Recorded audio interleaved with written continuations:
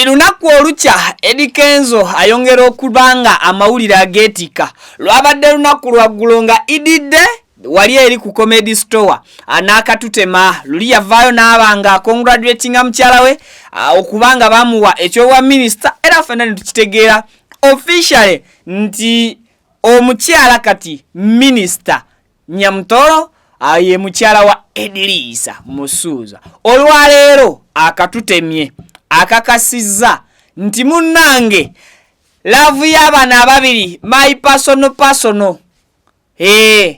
alinamu omwana mulamba.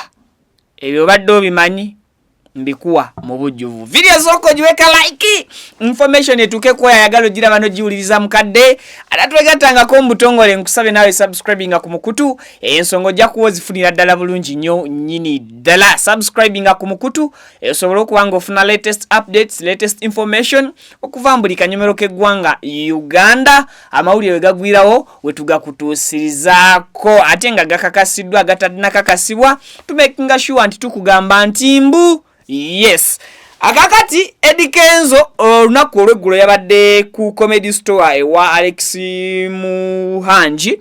Yes, engeri gye yabadde ididde abantu babadde mu celebrations zizokka abasiraamu n'abalabye nga basanyuka vibes zabadde ziri waggulu nnyo nnyini ddala mukulikeyo mwenna ababaddeko okuwuma olunaku olweggulo era abantu banyumiddwa abayimbi by'omuziki ba comedian babasesezza akwegamba buli kimu kyabadde masanyu gwe twazeemu n'okulaba ku bugoye busonsomola obupya bwe tubadde tuludde ennaku ezo baziyita hijabu zabadde zafuuse hijabu naye kale era eddiini mumaze ne mubanga mugiwaako ekisinga. Eddy Kenzo yalinye ku stage era naba nga ategeeza abantu yasoose nakubawa omuziki naye nga abantu bamusomooza awamaani koye nti awamaani wammwe takoma bukomi kubeera awamaani oba yowamaani ekyamazima bamubuuziza abantu ye ne minisita guli gutya gwaggwa tegwaggwa anaabategeeza nti mubeere bakakamu oyo my personal era that personal we abera personal we abera personal we abera personal we nagamba tetukoma kubeera nga tuli person wabula tweyongerayo ne tuba nga tulina n'omwana personal parents nengamba ekitegeeza ebifaananyi biri bye twalaba ebya viddi essomero eryo lirabika lyaliko n'omwana omulala gwe twalaba naye wakati nga Kenzo ayogera nti omuntu we tebakoma bukomi kuba mikwano naye just muntu we wa munda balinamu n'omwana kindeetera ebintu ndowooza nga bibiri okulowooza nti tubadde tuyinza okulowooza nti Kenzo bw'agamba person we si ensigo erowooza naye ate gye buvuddeko yalabikira mu katambi nga akonfaminga nti era yali acongratulatinga mukyala we okuba nti yafuuse minisita mu ddoboozi lye bwe yayogera. So olwaleero bwavaayo n'aba ng'agamba nti omukyala person we balina n'omwana kitegeeza nti gwe yabadde ategeeza honorable minister. Tutwala obubaka bwa Kenzo olwaleero okusinziira engeri gy'akola ki gyabutuwamu naye ate era kituwa obumalirivu munda muffe okujjukira n'okulaba Kenzo gy'avudde ne person we nti tugenda kwetegereza minisita nga tanaba kufuuka minisita atambudde ne Kenzo enfunda eziwera. Ebifaananyi bya minisita bigenda okuvaayo nga babeerangako dda ne Kenzo enfunda eziwera mu bifo ebyenjawulo. Waliwo n'ebyasinga okuba nga bitusanyusa ku maaso juzi awo nga minisita baakamulangirira yali viddi ebifaananyi byali ebya viddi nga Kenzo agenza okukyalira ku mwana oba ku baana nga kuliko naki waliwo n'essenge yali atudde ku mukeeka awo mbadde nsaba gwanga lino lirina abalitwala kati when you are talking about aunties don't mention their name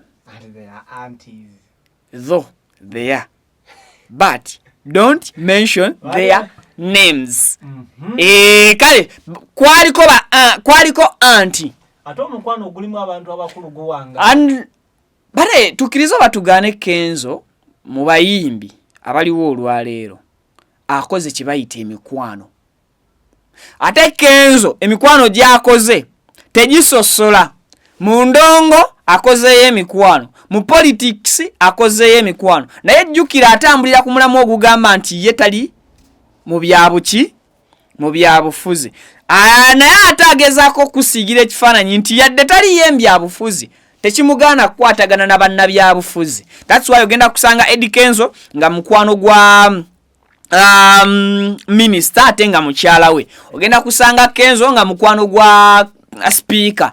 Osange Kenzo nga mukwano gwa president. Osange Kenzo nga mukwano gwa abana abali ku ludda oluvuganya government oba mukwano gwa opposition. Ani awo opposition mukwano gwa Kenzo nnyo.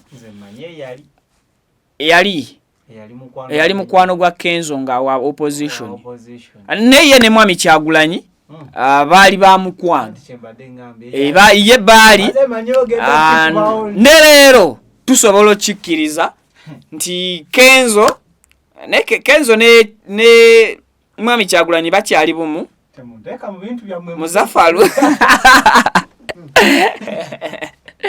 So ebyo byonna bijjawo olw'embeera y'enneeyisa mu bantu. So Kenzo y'omu ku bavubuka oba y'omu ku ba artists abagezezzaako okuba nga bakuuma emikwano side ne side ne bakimaintaininga okumalira ddala akabanga akawanvu. So yavuddeyo nabanga ategeeza nti omukyala amwinamu n'omwana bwe mba mubadde mukyali mu byambumbu mbu okumwagala yali just coincidence nedda.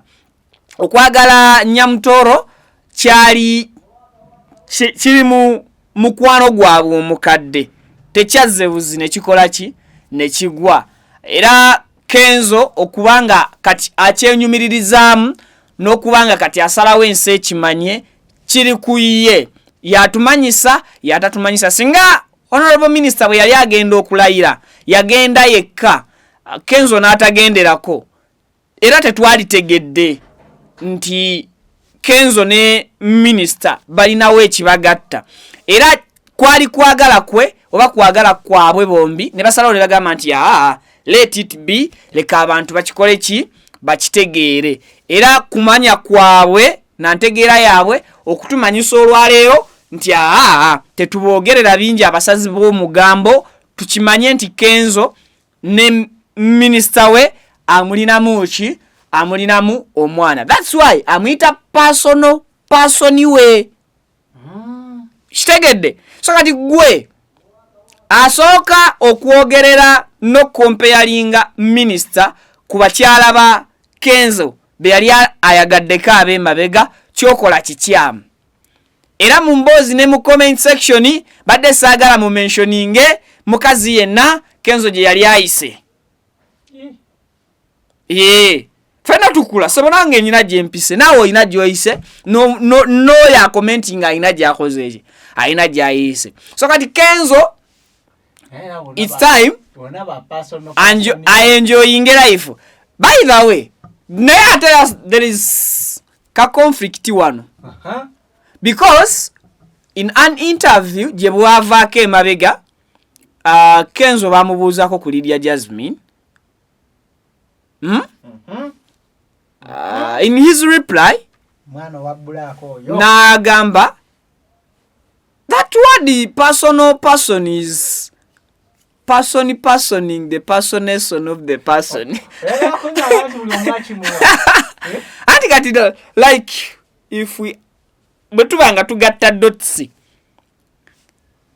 mu interview nzijukira leo no sigwa ategeeza kubanga Lydia waffe tanava mu kiwanga kyonna what if nga the personal person gwayogerako gwalinamu omwana yensi gwe what are you tugambye in this video teku mentioning muntu yenna gwo mentioning ati kasta naye ayina person bali this time around yali very clear gwasooka ne mulundi ogwokubiri chala wange eruli yagamba mchala wange okubanga bamulonze kubwa minister ku mulundi guno olwokumala okuinterpretinga yayiseno bwati ng'omupiira buli side gukukubira yagambye she's my personal person yes. and we have a kid together. Yes. Mama gundi teri gwa ina kids wabula bonna bali ba kid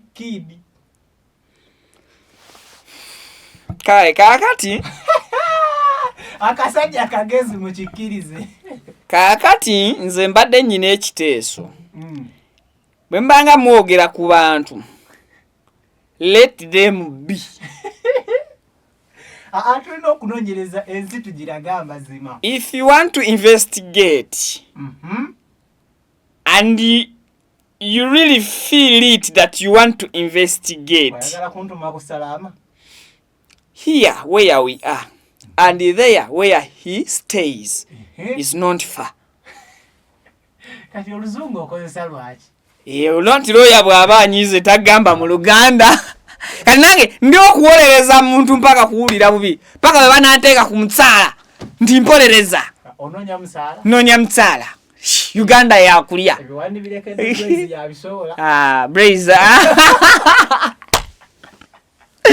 Blaze alya n'atama. Mulimu abantu abalya ne batama. Blaze olya n'otama. Naye nga Eddy Kenzo kino ekintu akikola nga atuleka akola ebintu bye n'alekerawo bana batokers omwaganya ngaffe ngammwe ng'abalala whereby takutuusa direct ku kyoyagala naye akuwa omuwaatu ogwetuusa direct ku kyokola ki ku kyoyagala n'osanga luvannyuma nti gwe nekyo wali oyagala kyotegeeza si kye yali akola ki at the end of the day Kenzo mwangu wakuvaayo n'agamba my personal person gwe nali ntegeeza gwe tuyinamu omwana ye maama gundi because amulinamu atya and nabadde mpulira just rumors nti minister alina omwana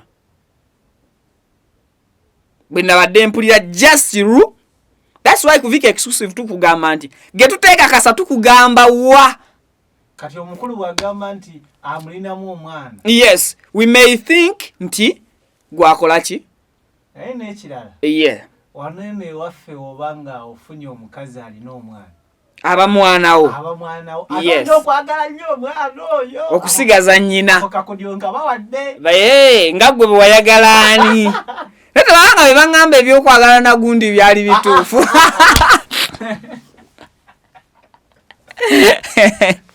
So, mubeerewo nga mukimanyi nti Kenzo takyanoonya. Yes. Mpozi ng'atuukiriza kalombolombo k'abasajja. Takyanoonya. Nanti takyanoonywa right now alina. Abulako kimu kukimekinga official. Tugambe ndi akadde kano takyanoonya. Yes. Mukadde kano takyanoonya. Era wali weewo. Mulekeranga waka wayi. Anti kyenkugamba. Musajja muno tomulakinga nnyo. Anti anyway no tataddewo kya mukadde kano tugamba bugambi takyanoonya. Kikuza ku kyensoso kugamba nti mpozi ng'atuukiriza kalombolombo k'abasajja. Akaliwa. Naye waliwo omuntu osibye mutya bannaffe abatuwuliriza amawulire gakomye wano tugende tubawa amala.